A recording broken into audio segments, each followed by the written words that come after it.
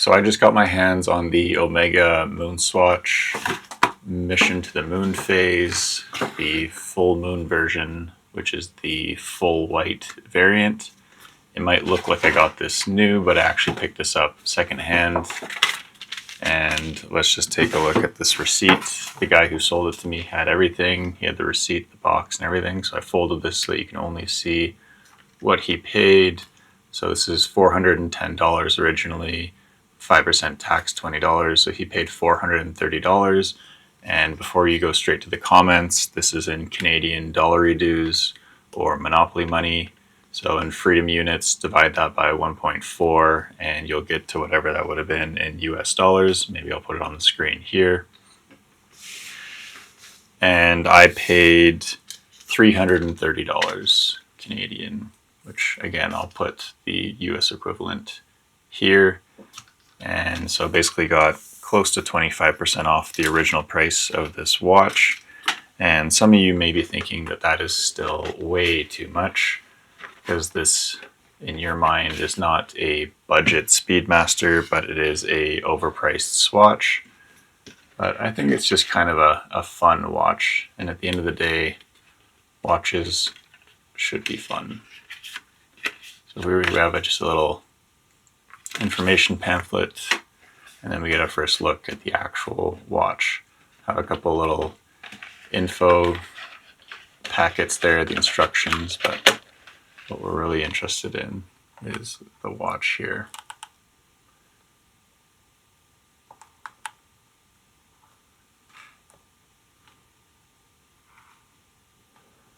So full white really isn't my my go-to style, I would say. I'm usually an all black watch kind of guy. This is one of my go-tos for daily wear, but I think if you're going to go with one of these, you kind of have to choose a fun color. The all black is a little bit boring. And if you're buying this to be a substitute for a Speedmaster, you might want to go for the, I think it's the Mars version. They have this little pamphlet with all the different variants in it. Yeah, the Mission to the Moon, that one's pretty close in colorway to an original Speedmaster. So maybe you're just buying this as a placeholder, or to find out if you actually even like the proportions and the look of a Speedmaster, which I think is completely fair. These got a lot of hate, or still do get a lot of hate for what they are, and I can understand both camps, I think. Some people think they're an overpriced plastic watch, and other people think they're a fun novelty. I think I lean towards them being a fun novelty. But like I said, you can find out if you actually like the proportions. I've seen a lot of complaints about the strap, and I have to agree. The Velcro strap's pretty bad. They released a rubber strap. I wonder if that would be any better. You'd hope it would be. But there it is. You have at the 2 o'clock, you have your moon phases with Snoopy sleeping on the moon. And then you have at the 6 o'clock, you have your actual seconds for your clock there. You have at the 10 o'clock, you have the counting up on the chronograph of 60 minutes. And to start the chronograph, you just hit that top button and you'll see it start going. So your seconds hand is essentially your chronograph. And when this reaches all the way around, we're going to see the 60 minutes, the small hand, tick up by 1. So we'll just wait and watch that happen.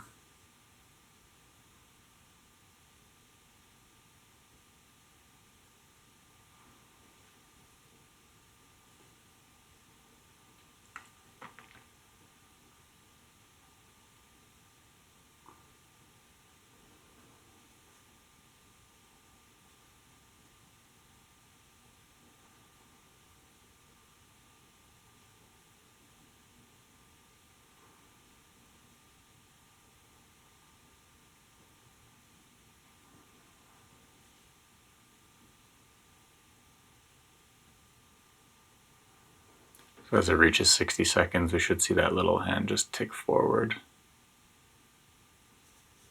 And there we go, we saw it take over by 1 increment. And then we can pause it, we can keep going, or we can do lap. So if it's moving and we hit this bottom button, that's a lap, so we could jot down how much time that took. And then if we hit this again, it's going to jump to wherever it should be. There it jumps and then keeps going. And you can do that over and over again if you want to. Wait, 1, 2, 3, 4, 5, and we should see it jump. Yeah, there we go. But then if you pause at the top and then you hit down here, that's going to be your reset. And so now we're going to be reset aligned. You can either leave it like this as you wear it during the day, and your seconds will just be the small seconds hand here at the 3 o'clock or at the 6 o'clock position. And then you'll have your minutes and your hour hand, and your chronograph will just stay up there, or you could just have it ticking away if you want to. Your battery is just going to have to be replaced a little bit sooner. As for adjusting it, you have 3 positions of this crown. You have all the way pressed in, which is just normal wear, and then you have 1 click out, which is going to be adjusting the chronograph hands. So basically, when you go into that setting, you're going to be doing the seconds hand, and you adjust that by hitting this bottom button. 1 press is 1 tick. If you hold it, it'll go fast. And then most people like to have them aligned top to bottom, which makes sense with the tachometer here on the outside of the bezel. And then if we want to adjust the other one, we have to switch. So pressing the top button once switched from the seconds hand to the 60 minutes increment. And now we can do the same thing here where 1 press is a 1 increment. And if you hold, it goes all the way around like that, very fast. So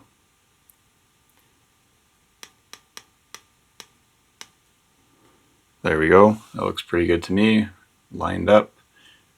And with that, I can also come out to the fully pulled out position. So now I've gone 2 clicks out, and that's to do the moon phase.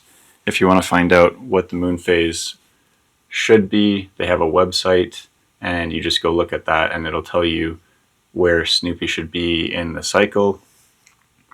And again, we can just adjust that with the bottom button. If you hold it, it'll go slow, medium, fast.